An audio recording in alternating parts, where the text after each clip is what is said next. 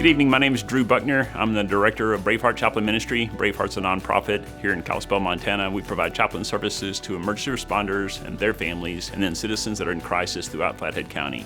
Braveheart's 11 years old this year. We're into our 12th year actually, providing full-time chaplain services. We have grown in the past year or two to now include 9 chaplains. We have 7 volunteers. Chris Messenger's our part-time chaplain who works half-time, and then I am a full-time chaplain. So what all this means is we respond to crises that people's lives are experiencing, car crashes, medical emergencies, unexpected deaths. And so a chaplain may be dispatched to the scene to help the citizens emotionally, logistically, spiritually if requested, how to resource them to go forward in their lives, to come out as healthy as possible as they work their way through this crisis. So we do referrals for counseling, we do debriefings, and we just come around them, and we have volunteers that stay with them as long as they want us to. And so that's what Braveheart does in the community, as well as support responders to help them kind of unpack all the things they see, hear, and smell in their daily duties. And that's firemen, medics, law enforcement officers, and that's multiple agencies throughout Flathead County. So tonight is our gala, and our virtual gala is we're going to hear from 3 different of our responders whose lives are out on the streets every day, providing services in our community, and they're going to share with you how Braveheart helps both in their departments, maybe in their own lives, and then also in the community with our citizens. And then we're going to be doing our cash drawing for our 3 cash giveaways for those who bought early bird tickets this year for our gala, as well as taking a look at a video that we were able to be a part of from the Nate Shute Foundation up in Whitefish. Nate Shute provides suicide prevention education in the community, in the schools and students' lives, and a lot of young people. And so we were able to be a part of their newest video to to explain how to help survivors of suicide who have experienced that kind of a traumatic loss, and and friends and family that are around them, and how they can help them go forward in life. So we do that a lot, and so we were able to come alongside of Nate Shute Foundation and to provide this, and we'll be showing that video a little bit later. So one of the things that we're getting to enjoy tonight are the testimonies from our local responders. Cameron Ride is a coroner in the sheriff's office. He's a deputy coroner, so that means he works as a police officer, also as a coroner. And so Cameron's going to share with you now his perspective on how the chaplaincy helps in his agency and also in our community. My name's Cameron Ride. I'm a deputy here with the Flathead County Sheriff's Office, and been working with Braveheart Ministries ever since I came on board. I've been on about 2 years, and I worked as a coroner for a while and got to use the expertise that the Braveheart Ministry folks have in working with people in a little different venue than you see just with first responders and law enforcement.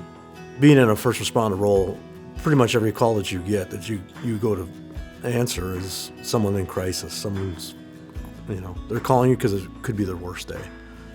When you're working, and that's just a normal deputy or a police officer, or, EMS, fire.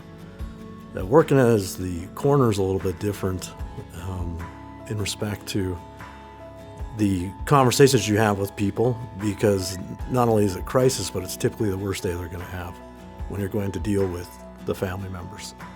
There's a lot of things that we're busy with every day. And, the community's grown. We've had a lot of people move into the valley. And so there's a lot more need than there has been, I think, in the past, just in the past year and a half, for the services that Braveheart Ministries provides. And I don't think, unless you've been in that experience and been in contact with them, you understand quite how important they are. And I think that it's a critical part of being here in the valley and of that being part of that community is in order to have the people, the chaplains, be available to come out to us, with us, I should say, to whatever calls we're going to, because it's 24 hours a day. It's not like it's 8 to 5, because real world is 24 hours a day. And real world is having these events that no one plans for, but happen. And I think that if we don't have that support structure within the community, it's just that much harder to have that sense of community. And I'm just a huge fan of how selfless the Braveheart Ministries have been, the chaplain services there, and how they're always willing to come out and help. And I've seen them help move people, not just be there to support them in these terrible times, but also to help them in these other times where it's a little bit lighter. And so it's a broad spectrum of need that the Valley has. And I would really love to see people reach out and to help further this, because it's, again, I think it's getting back to people helping people. And there's no better way to do that, I think, than through people that are like-minded and understand the need. And those are the folks from Braveheart Ministries. They really understand. My name is Abby Miller, and I work here in the Valley as a firefighter paramedic. I've been in the Valley for about 5 years now, working full-time for Evergreen Fire Rescue, and then recently this year started working for Kalispell Fire Department as well. Prior to that, I volunteered for an organization about 2 hours northwest of here. So in total, I've been in the fire EMS services for about 10 years now. So the chaplain service was something that I wasn't used to coming from that small volunteer department. That wasn't anything that we had available. And when I started working up here and somebody told me, hey, do you want me to call the chaplain on this call? I was like, wait, the what? The who? And I kind of got to, it was a learning curve for me to get used to having that service available. And once I saw it in practice, it was such an invaluable service. Scenes without a chaplain can oftentimes be very chaotic, and it feels like there are loose ends. Like I should be talking to the family, but I've got to be working on the patient, or I need to get back in service to go on the next call, but this family needs resources. And so having that chaplain service available gives a call the closure that it needs and allows people to get those resources that they might desperately need in that moment. I've also noticed that for the responders ourselves, having that chaplain service does a lot of good for us. Not just on scene, but after scenes. I know that if I have a bad call, then I can call any one of the chaplains and sit down and just have a chat. And I've done that in the past, and it's been extremely helpful. It's not something where I've ever felt forced to talk about things or forced to believe a certain way or do things because they're chaplains. They just are a friendly ear, always willing to listen, and I know that they genuinely care about ourselves and the people that we serve. I think one of the challenges with a service like this is you don't know how much you need them until you need them. And until people are in that position where they're having the worst day of their lives, and a chaplain comes in and is able to administer the comfort and care and resources that they need, I don't think that they understand how truly needed it is. So I would say that it's important to give for those people who have been in that moment. And if you've been somebody who's been there, who has utilized these services, and it's made a difference in your life, then speak out and tell other people. Even if you don't have the means yourself, just getting your story out there about what it meant to have that chaplain on your scene or to talk to you afterwards, tell other people what that meant to you. And that way we can keep this ministry alive. Because the reality is, you don't know you need it until you do.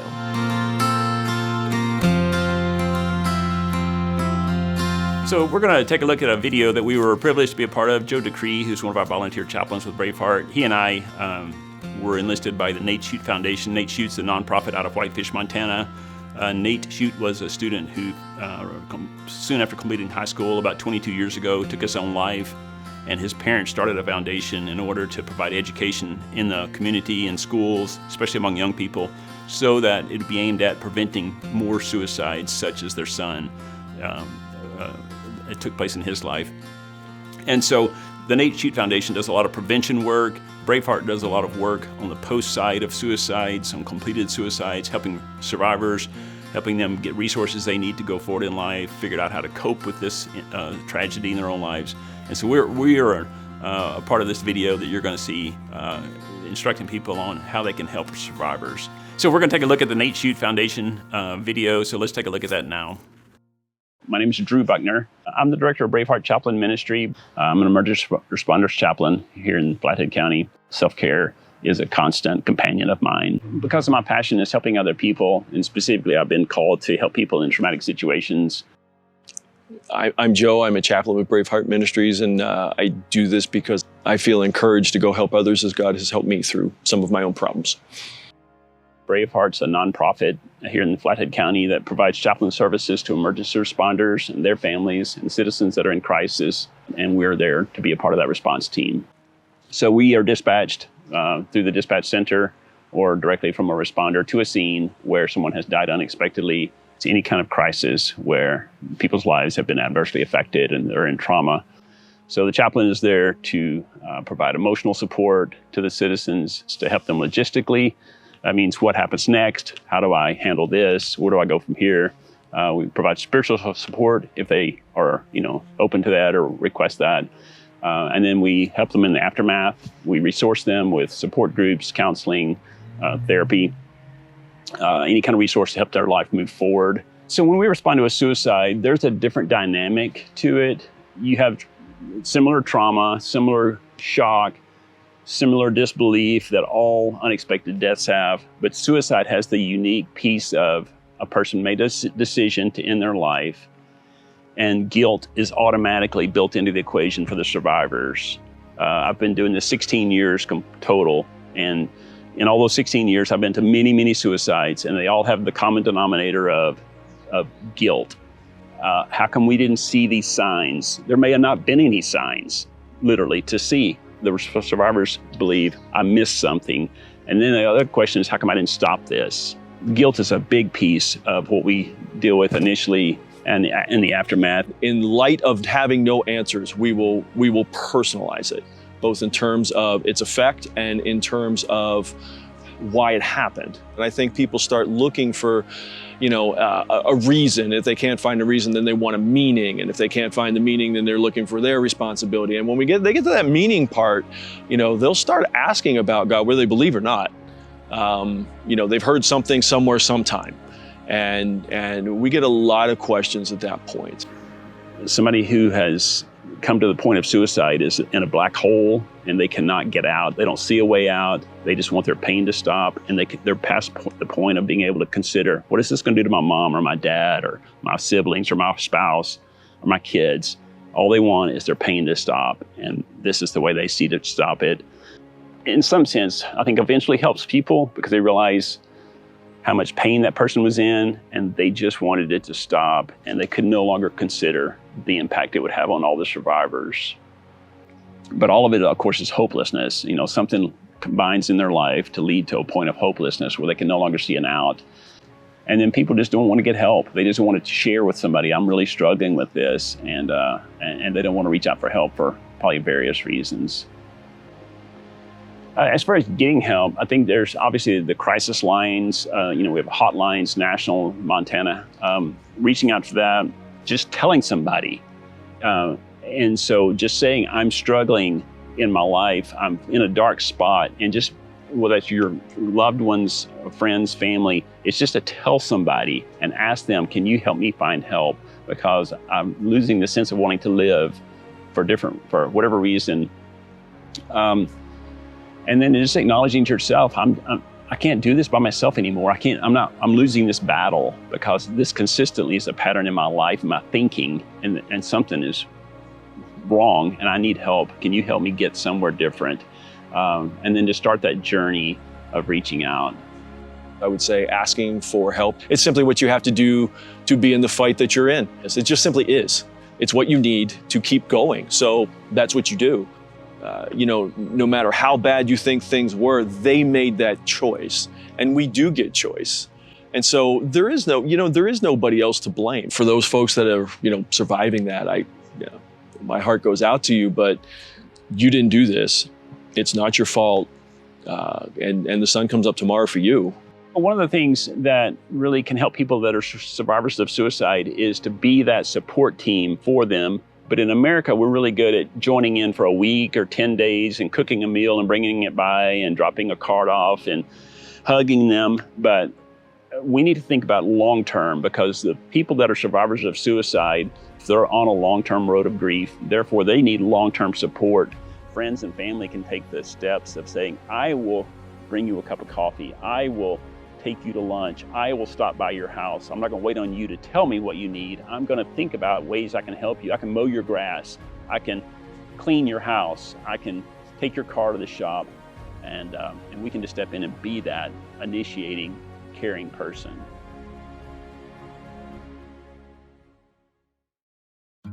My name's Tara Oster. I'm a police officer with the City of Kalispell, and I've been doing this for almost 3 years now. Prior to being a police officer, I actually worked at 911 dispatch for 5 years.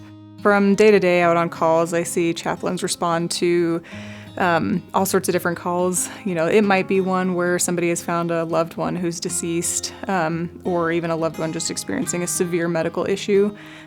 Chaplains will respond for that, and they're a really big asset for us on scene. You know, we want to be there to help people and console people, but we can't always. Sometimes, you know, the investigation into whatever is going on has to come first.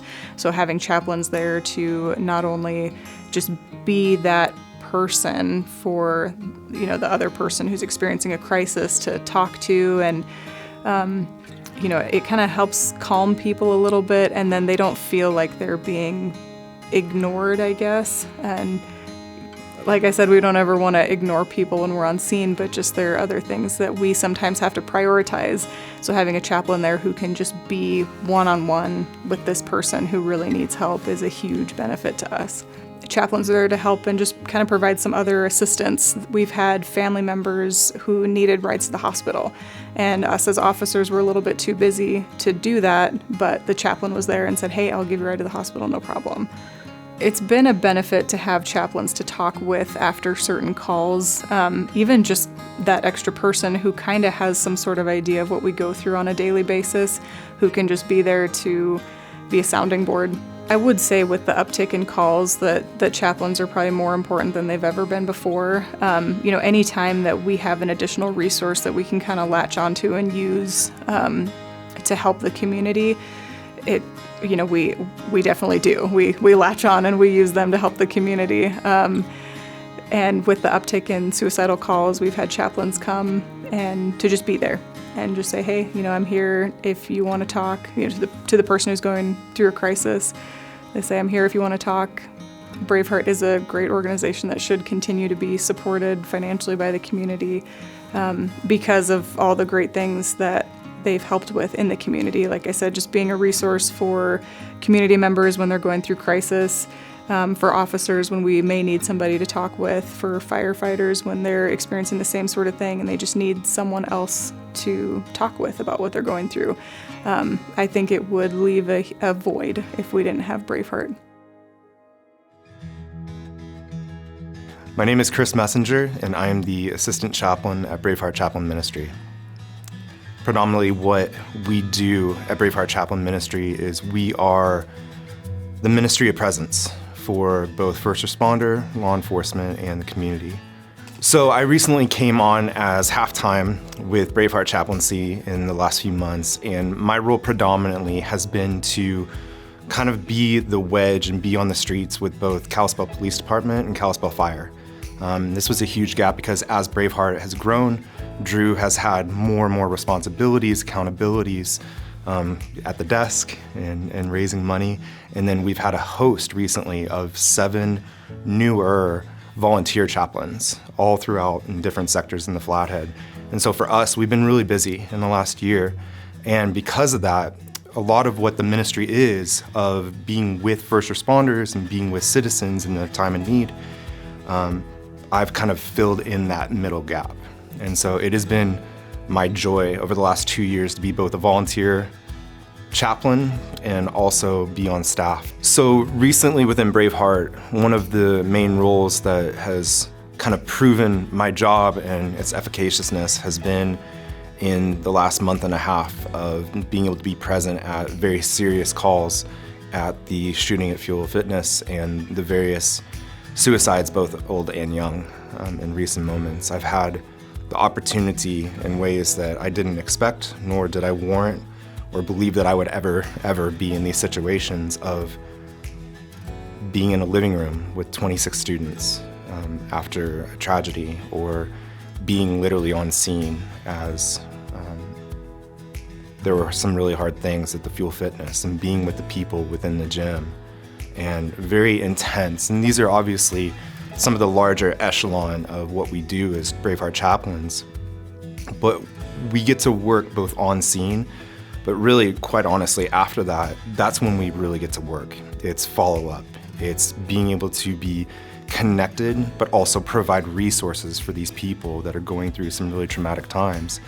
Being able to connect with greater entities and organizations in the Flathead, whether it's suicide prevention, the warming shelter, counselors, to provide a greater scope of help. So we are literally on the front lines with both law enforcement and first responders as a help to be able to be that guidance in the midst of that. So on the one hand, we can allow first responders to do the job that they're there to do, but we can come in and be the emotional component and try and help out. In the last year, Braveheart has seen some of the most significant fundraising, both through organizations and fundraisers and people alike, and it has made a difference, not only for our lives and our organization, but in the way that we take and amass everything that is so thoughtfully given to us, and it immediately pours back out, because it provides a living for both Drew and I, but it provides also trainings, equipment, clothing, everything. And so we don't receive and then just sit on it, hoping for a greater day.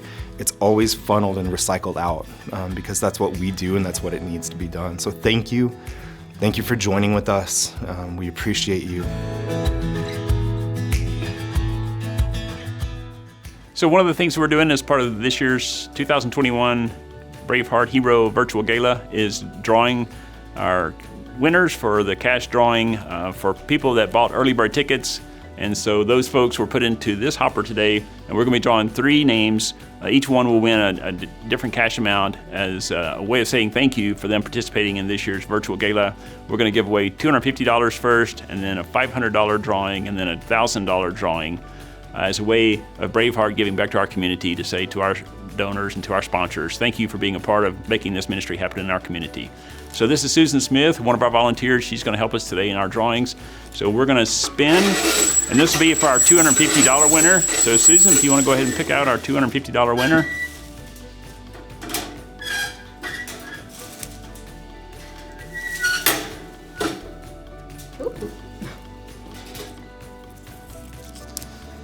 So the winner of our $250 is Rod Gilman. Congratulations, Rod. Thanks for being a part of Braveheart, and you can now be $250 richer, and thanks for being a part of our ministry. We appreciate you. So we'll go ahead and draw for our $500 drawing. So this lucky winner will take home $500 as a means of us saying thank you for them being a part of Braveheart. So the winner for our $500 drawing is Dennis Bain. Dennis is one of our local emergency responders. We appreciate you, Dennis. Thanks and congratulations on winning.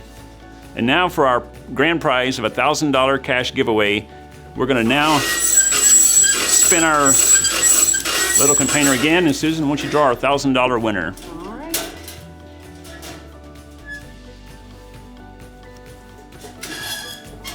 This year's winner of our $1,000 giveaway as a part of the Braveheart Gala is Steve and Sue Cummins. Congratulations to Steve and Sue. We appreciate you guys. Thanks for being a part of Braveheart. All of us here at Braveheart just want to say thanks again for being a part of this year's Hero Gala. It's one of our main fundraisers of the year, and sure appreciate your community support from citizens, from businesses, churches, those who are sponsors, and for all of you that bought tickets, thanks again, and Congratulations to our winners for our cash prizes. We certainly appreciate you guys buying early bird tickets. But for all of our ticket purchasers, you're a part of helping this ministry go forward and to expand and to continue to take care of our emergency responders and their families and our citizens that are in crisis that they're responding to.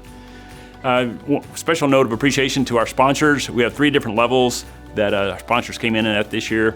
Our $250 level, we had Trail West Bank and Cedarwood Dentistry. We sure appreciate you guys. And then at our $500 level, Coins and Carrots, Core Water Consulting, Canvas Church, and then AMT Massage. You guys are great. We certainly appreciate you. And then at our $1,000 level was Aluma Glass and Toyota of Kalispell. So all these businesses and certainly help make Braveheart possible, as well as our board of directors, our volunteers, and our local community. Thanks to all of you. God bless you, and we'll see you next year.